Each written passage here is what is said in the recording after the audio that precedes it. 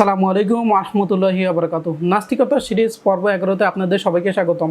এই পর্বে আমরা আলোচনা করব হিউম্যানিটি নিয়ে। মানবতা কি সত্যি নৈতিকতার জন্য যথেষ্ট ভিত্তি দিতে পারে?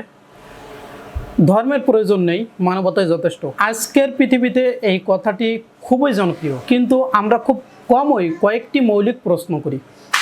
মানবতা কেন ভালো? মানুষ কেন মূল্যবান?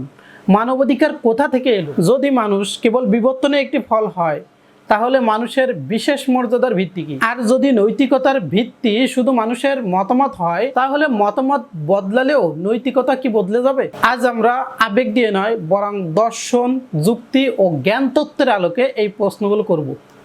আসুন শুরুতে আমরা জেনে নেই হিউম্যানিটি বা মানবতা কি। সেকুলার হিউম্যানিজম এমন একটি দর্শন যেখানে মানুষের কল্যাণ, মানবাধিকার, সহানুভূতি, স্বাধীনতা এবং যুক্তিকে নৈতিকতার প্রধান ভিত্তি হিসেবে ধরা হয়। এটি বিশ্বাস করে যে মানুষ ধর্ম ছাড়াও নৈতিক জীবন গঠন করতে সক্ষম। কারা এই মতবাদ সমর্থন করেন? Secular humanist, atheist, humanist, liberal thinker, অনেক আধুনিক দার্শনিক, ধর্মনিরপেক্ষ নৈতিকতা সমর্থক। কোথায় এই হিউম্যানিটির প্রভাব দেখা দেয়? কোথায় এই হিউম্যানিটি এর প্রভাব দেখা যায়? মানবাধিকার আন্দোলন, আন্তর্জাতিক আইন ও নীতিতে, আধুনিক গণতান্ত্রিক রাষ্ট্রে, অনেক শিক্ষা প্রতিষ্ঠানে, ধর্মনিরপেক্ষ রাজনৈতিক দর্শনে। এই হিউম্যানিটি কখন জনপ্রিয় হয়? বিশেষ করে এনলাইটমেন্ট এর পর বিজ্ঞান, যুক্তিবাদ এবং ধর্মনিরপেক্ষ রাষ্ট্র ব্যবস্থার বিকাশের সঙ্গে সঙ্গে সেকুলার হিউম্যানিজম ব্যাপক জনপ্রিয়তা লাভ করে।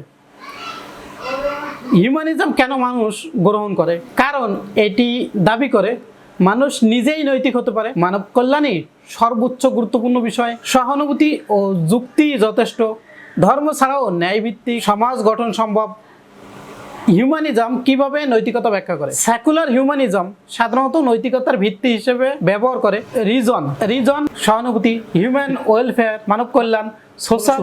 মানবতাই কেন সর্বোচ্চ গুরুত্বপূর্ণ বিষয়? মানব কল্যাণ অবশ্যই গুরুত্বপূর্ণ, কিন্তু প্রশ্ন হলো কেন এটি সর্বোচ্চ মূল্যবান হবে? এর দার্শনিক ভিত্তি কি? মানবাধিকার কোথা থেকে এলো? যদি মানুষ কেবল প্রকৃতির একটি অংশ হয়, তাহলে জন্মগত অধিকার কোথা থেকে এলো? প্রকৃতিতে কি অধিকার নামে কোনো বিষয় দেখা দেয়, নাকি এটি মানুষের তৈরি একটি সামাজিক ধারণা মাত্র? 3 নম্বর, নৈতিকতার চূড়ান্ত মানদণ্ড কে নির্ধারণ করবে? যদি নৈতিকতার ভিত্তি মানুষের মতামত হয়, তাহলে এক সমাজ যা নৈতিক বলে, অন্য সমাজ সেটিকে অনৈতিক বলতে পারে। তাহলে কোন মানদণ্ডটি সঠিক? 4 নম্বর, মানুষের বিশেষ মর্যাদা কেন থাকবে?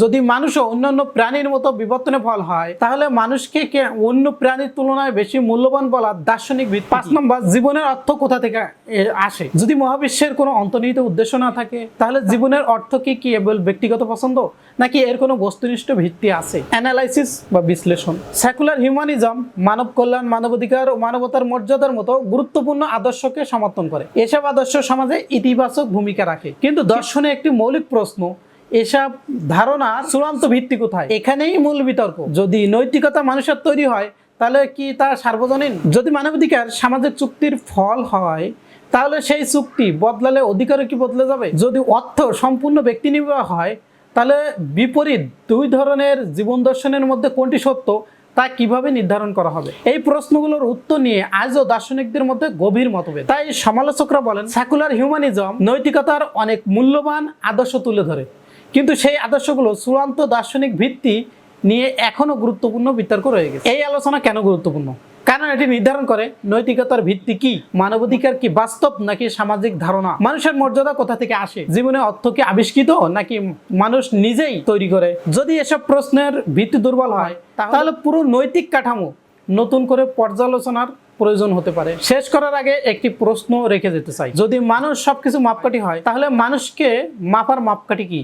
যদি মানবতাই সর্বোচ্চ মূল্য হয়, তাহলে সেই মূল্যের ভিত্তি কোথায়? আর যদি মানবাধিকার, নৈতিকতা ও মানব মর্যাদা সত্যি সার্বজনীন হয়, তাহলে সেগুলো কি কেবল মানুষের সিদ্ধান্ত, নাকি মানুষের সিদ্ধান্তের বাইরেও কোনো বস্তুনিষ্ঠ ভিত্তি রয়েছে? এই প্রশ্নগুলোর উত্তর নির্ধারণ করবে মানবতার ভিত্তি কতটা দৃঢ় এবং নৈতিকতার চূড়ান্ত ভিত্তি আসলে কোথায়।